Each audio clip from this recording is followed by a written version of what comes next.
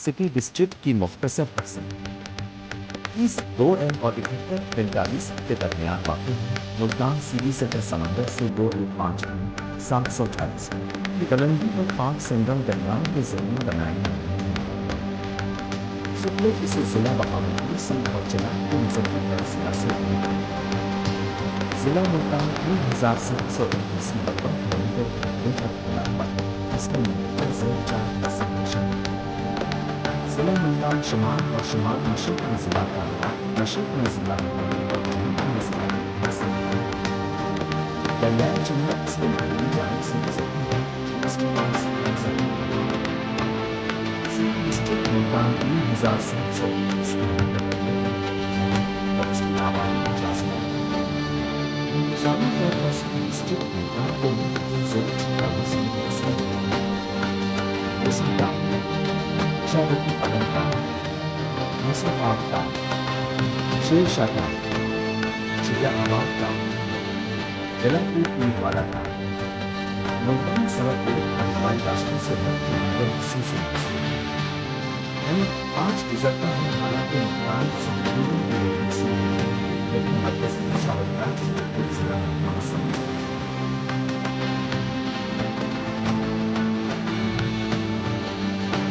آب و ہوا اور مٹی کے آمدنی ضلع ملتان کی آب و ہوا بہت زیادہ ہے۔ گرمیوں میں ملتان کا انتہائی درجہ حرارت 50 ڈگری سیلسیس 122 ڈگری فارنہائٹ اور سردیوں میں 1 ڈگری سیلسیس 33.8 ڈگری فارنہائٹ تک کم ہو جاتا ہے۔ اوسط بارش 1 سے 27 ملی میٹر ہے۔ ضلع کی زمین ملتانی اور بہت سرخیز ہے۔ کافی دریائے سے موسم کے موسم میں ضلع ملتان کی اہم فصلیں اور کپاس کا ایک نو نو آٹھ دو صفر صفر ایک کے دوران جنوبی میں ملتان اور دلی کی اوسط سالانہ پیداوار 1,178 اور 50,000 میٹرک ٹن اور کپاس کی 559,000 ٹن۔ ضلع میں مختلف قسم کی سبزیاں بھی کاشت کی جاتی ہیں۔ مویشی 2000 کے پنجاب کے ترقیاتی اعداد و شمار کے مطابق گائے، بھینس، بھیڑ اور بکری کی آبادی بالترتیب 340، 379 اور 471 ہزار تھی۔ پولٹری کے حوالے سے 518 برائلر 37 لیئر اور 8 بریڈنگ پولٹری فارمز ہیں، جن میں بالترتیب 7515، 178 اور 103 ہزار پرندے پالنے کی صلاحیت موجود ہے۔ کھالوں اور کھالوں کی سالانہ دستیابی کا تخمینہ 103 ہزار ٹکڑوں پر لگایا گیا ہے۔ ضلع میں مختلف سائز کے 40 ٹیننگ یونٹ پہلے سے کام کر رہے ہیں۔ مندرجہ بالا کے پیش نظر دودھ کی پروسیسنگ ڈیری مصنوعات کے یونٹس، آئس کریم، جانوروں پولٹری فیڈ ڈیری فارمز، مویشی بھیڑ بکری فربا کرنے والے فارمز، گوشت پولٹری پروسیسنگ یونٹ، چمڑے کے ملبوسات، چمڑے کے جوتے وغیرہ کے لیے اچھے امکانات موجود ہیں۔ کان کنی ملتان کا ضلع بارودی سرنگوں سے بھرپور ہے۔ آرجلیشس مٹی، کوئلہ، دولومائٹ، آگ مٹی، جپسم، چونا پتھر، سلکا ریت اور پتھری نمک تجارتی خصوصیات میں کھدائی کر رہے ہیں۔ ضلع میں ایک سیمنٹ فیکٹری چل رہی ہے۔ تاہم دولومائٹ پروسیسنگ فائر برکس ریفریکٹریز، ہولو شیشے کے سامان، انسولیٹر کیپیسیٹرز اور سیرامکس کے سینیٹری ویئر کے لیے اچھی گنجائش موجود ہے۔ ایک محتاط مطالعہ کوئلے پر مبنی power generation unit, rock salt پر مبنی سوڈا ایش یونٹ اور لوہے پر مبنی اسٹیل مل کے امکانات کو بھی ظاہر کر سکتا ہے۔ صنعتیں ضلع ملتان میں مختلف قسم کے صنعتی یونٹس کام کر رہے ہیں، جن میں کاٹن اونی، ٹیکسٹائل، فروٹ جوس مشروبات، کھاد اور کیمیکل، گلاس، فارماسیوٹیکل، سبزی گھی، ٹینری یونٹس اور مختلف قسم کے انجینئرنگ سامان کی صنعتیں وغیرہ شامل ہیں۔ یہاں ایک بسکٹ ہے۔ 20 cotton textile shipping units, 42 flour mills, 3 fruit juice, 9 solvent oil نکالنے کی یونٹ، 20 دال ملز، 13 سبزی گھی کی یونٹ اور متعدد کاٹن جننگ پریسنگ اور آئل ملز پہلے سے ہی ضلع ملتان میں کام کر رہی ہے۔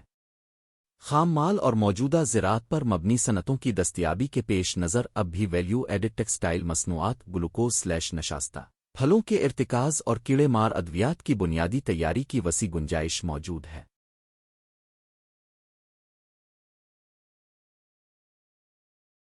بہا الدین زکریا کا مزار آج قلعہ کے علاقے کی سب سے بڑی توجہ شیخ بہاؤالدین ذکریہ کا مزار ہے، جسے عام طور پر بہاول حق کہا جاتا ہے۔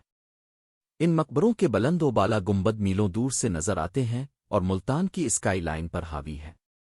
بہاول حق کو بحیثیت ولی پورے ملک میں خاص طور پر جنوبی پنجاب اور سندھ میں احترام کی نگاہ سے دیکھا جاتا ہے۔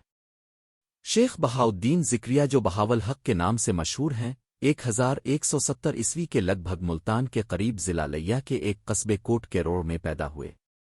ان کے والد کا انتقال بچپن میں ہی ہو گیا تھا، لیکن اس نے حکمت میں اضافہ کیا اور توران اور ایران میں تعلیم حاصل کی۔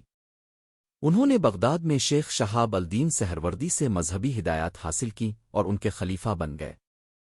ان کی شیخ فرید شکر گنج سے بڑی دوستی تھی اور کافی عرصہ ان کے ساتھ رہے۔ بہاول حق ایک متقی آدمی تھے اور کئی سالوں تک ملتان کے عظیم ولی تھے۔ 15 سال تک اسلام کی سربلندی کے لیے تبلیغ کی اور ایک استاد اور متقی انسان کی حیثیت سے ان کی شہرت دور دور تک پھیل گئی۔ حج کی ادائیگی کے بعد اپنے یروشلم، شام، بغداد اور دیگر کئی مسلم ممالک کا دورہ کیا۔